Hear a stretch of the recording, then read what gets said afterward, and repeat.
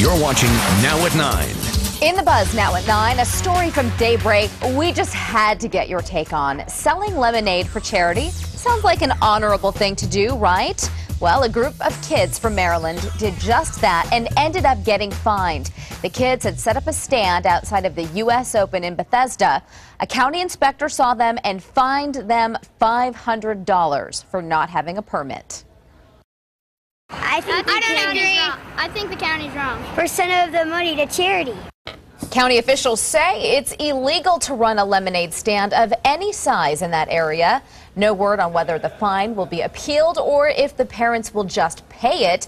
Now at 9, what's your take on all of this? Oh my gosh, old-fashioned lemonade stands have been around forever and ever and ever. These young men, absolutely adorable, and trying to do something for a good cause. I mean, I get the whole civic duty here that we have to follow the rules, but this is just a little over the top. Why are there even rules for this? Exactly. Why are lemonade stands even prohibited in the first place? That's what I want to know. Bethesda may be taking this up, the council. I don't understand. Okay, if you want to impose a fine of $500, don't keep it. The county should not keep it. They should turn it over to charity, since that was the whole intention of this lemonade stand anyway. Right, the charity that the kids were going to give it to. Right. That's a great idea. Yeah, it's just tough. That's a big fine. And you know, these are young kids who are trying to. Their parents are teaching them a positive lesson here, do for others, and then they get slapped on the hand. Let's get to your comments. Mario Anderson says, "Wow, now that's messed up. If it was something bad, okay, but come on, wow, that's just sad." Deborah Finner writes, "Totally messed up here. There has to be some common sense returned somewhere. Maybe a $5 fine, and told they can't do it. But $500, come on, crazy." Kim Stone says, first Girl Scouts cookies stands are shut down and now lemonade stands. No wonder our kids feel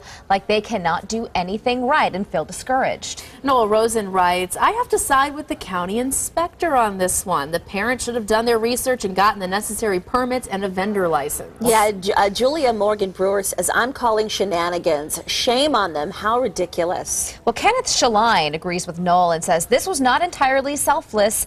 The amount of lemonade they had for sale offered earnings in the hundreds of dollars, and only half was going to charity.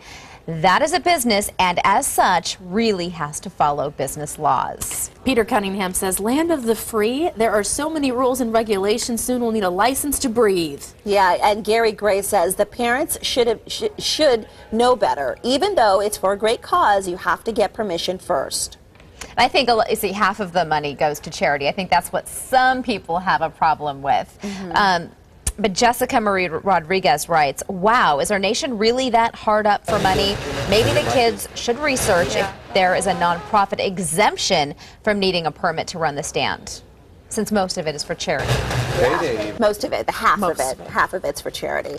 All right, you guys, about 40 of you commenting on this story, so we'll continue to read to your stories. We want to get to Did You See This very quickly. This story, it's really touching. This is a dream come true, really, for a man. And we're going to go to Did You See This? Yes, the 70-year-old guy. Is that what you're talking about? Yeah, it's a dream